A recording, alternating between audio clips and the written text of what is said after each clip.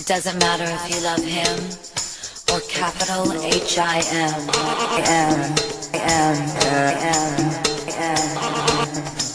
Just put your paws up, 'cause you were born this way, baby. Don't go for second best, baby.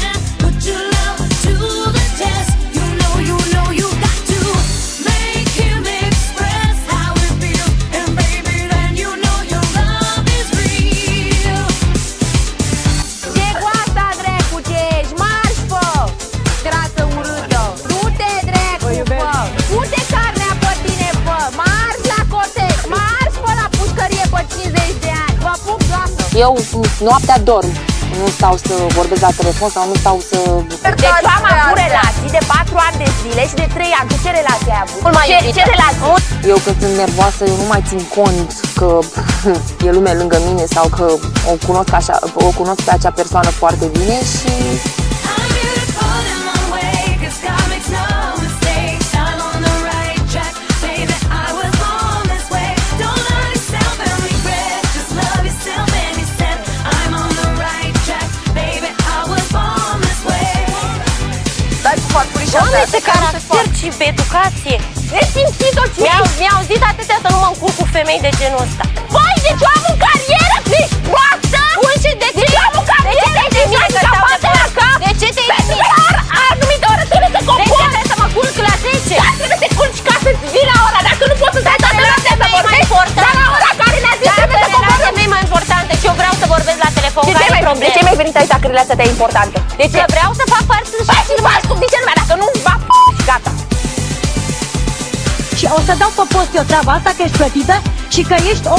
Nu, ești o fifizoancă și pui o grămadă de condiții și țip și ți s-a urcat la cap. Și te rog să ieși în momentul ăsta din platou emisiunii, imediat.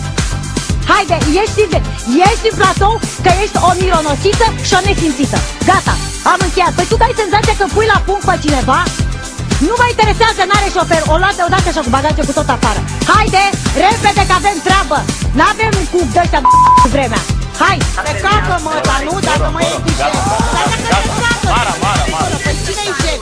Băi, Valeră, puțin. Gata, Mara! Păi să ieși cu mora, se pare. Păi cum mă faci, idiotă? Eu te-am jignit, faci. Dai microfonul mare! Gata, Mara! Mara, gata! Ia scoate-mă! Băi, dă microfonul! Gata! Nu mai voi! Alexandra! Dă microfonul! Dă microfonul că mă cer cu tine! Mara, îți jur că nu te mai cer! Gata! Ia! Gata!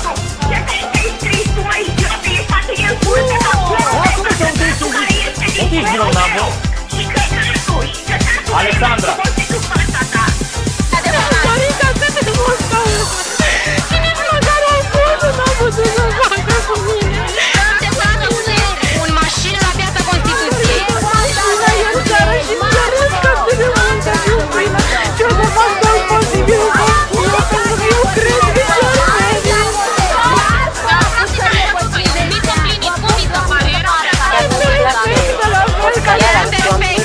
De educație de acasă.